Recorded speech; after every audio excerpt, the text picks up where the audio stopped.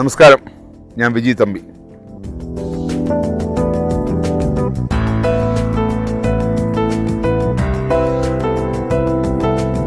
അല്ല, എന്നെ സംബന്ധിച്ചിടത്തോളം എൻ്റെ സിനിമയിലെ ഗുരു എന്ന് പറയുന്നത് ശ്രീ ബാലേന്ദ്ര മേനോനാണ്. അദ്ദേഹമാണ് സിനിമ എന്താണെന്ന് എനിക്ക് മനസ്സിലാക്കി തന്നത്. പക്ഷേ എനിക്ക് അദ്ദേഹത്തോടെ വർക്ക് ചെയ്തതിനുള്ള ഏറ്റവും വലിയ ഗുണമെന്ന് പറഞ്ഞാൽ, നമ്മൾ ഒരു ഡയറക്ടർ എന്നുള്ള നിലയ്ക്ക് മാത്രമല്ല, അദ്ദേഹം ആക്ടറാണ്, അദ്ദേഹം റൈറ്ററാണ്.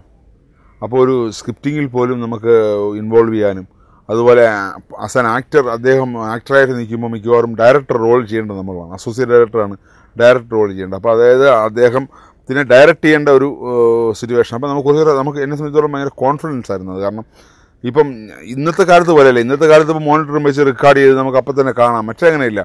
മറ്റത് അഭിനയിക്കുന്ന ആൾക്ക് ഡയറക്ടർ പറയുന്നതാണ് ലാസ്റ്റ് വേർഡ്, ഓക്കെ ആണോ ഇല്ല എന്നുള്ളത്. പിന്നെ എപ്പോഴെങ്കിലും റഷ് പ്രിൻ്റ് ചെയ്ത് വന്നിട്ടാണ് കണ്ടയ്യോ അത് പോരായിരുന്നല്ലോ എന്ന് തോന്നുന്നു.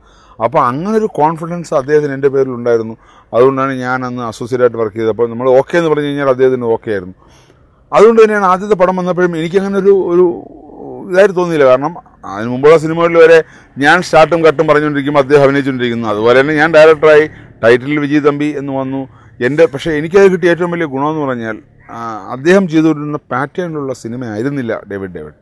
സപ്പോസ് അങ്ങനൊരു സിനിമയാണ് ഞാൻ ആദ്യം ചെയ്തിരുന്നെങ്കിൽ ചിലപ്പം ഞാൻ ഒട്ടും ശ്രദ്ധിക്കപ്പെടാതെ പോയേനെ.